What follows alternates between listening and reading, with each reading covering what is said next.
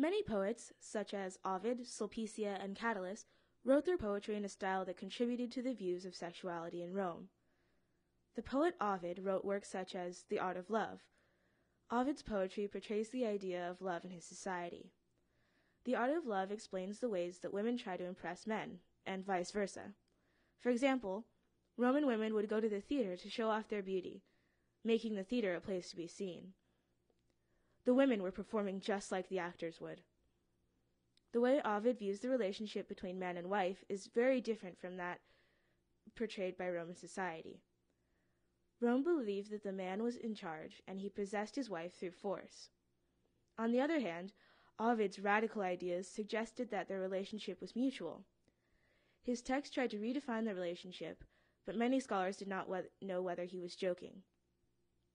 This is the case with most of Ovid's text, because it seems Ovid lacked seriousness. Sulpicia's views of sexuality came from a personal point of view. Her elegies, or poems, begin the day after she makes love to Cytherea, her passionate lover. Sulpicia's poetry offers a unique perspective on sexuality in Rome because it is from that of a woman. Sulpicia and Cytherea were both naive when it came to love, and this reflected the way that Sulpicia writes her poetry.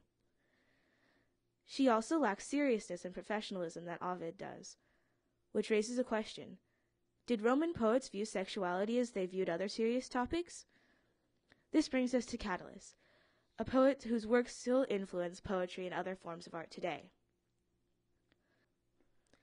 Catullus's poems were influenced by the inventive poetry of the Hellenistic age.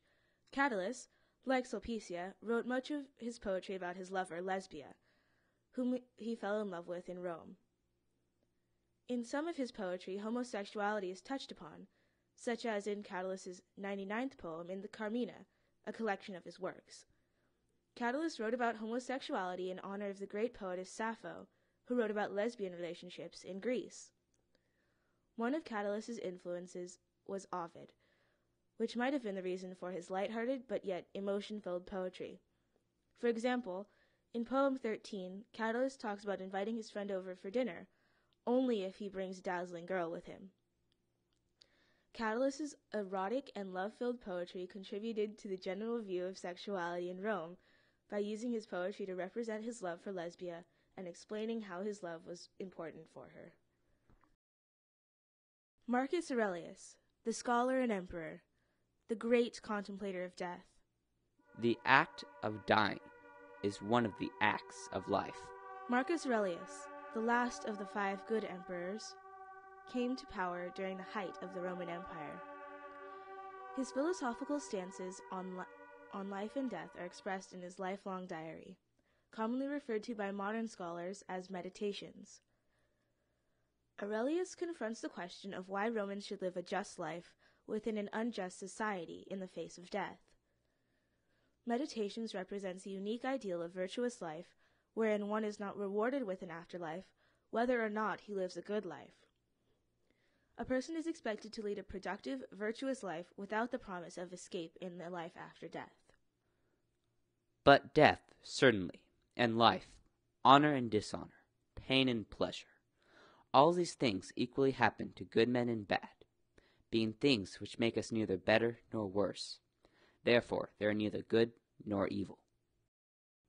Roman citizens believed that they could become enlightened by assimilating the virtues of their predecessors into the present life.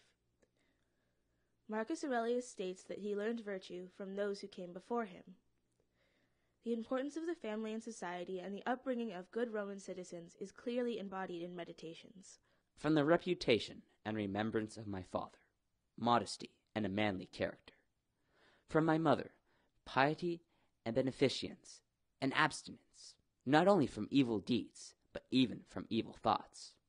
And further, simplicity in my way of living, far removed from the habits of the rich.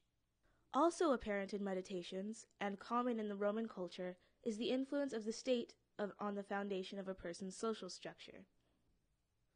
From my governor, I learned endurance of labor, and to want little, and to work with my own hands, and not to meddle with other people's affairs, and not to be ready to listen to slander. Unique to the works of Marcus Aurelius is the insistence that one should lead a good life, even though there is not paradise for anyone. He believes that through proper training and guidance, the traditions and values of the Roman Empire will continue for all posterity. These philosophers and poets tie together the main ideas of education, sexuality, and death in Rome. Rome, persisting for over 2,000 years. The cradle of Western civilization.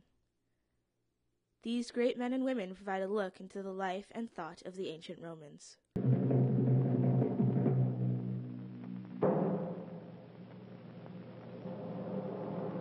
Rome triumphs over the known world. The peoples of Europe, Asia, Africa bow to Rome's power and influence. Rome prevails and shall continue to prevail throughout the centuries. For when Rome is no more, there will be no more world.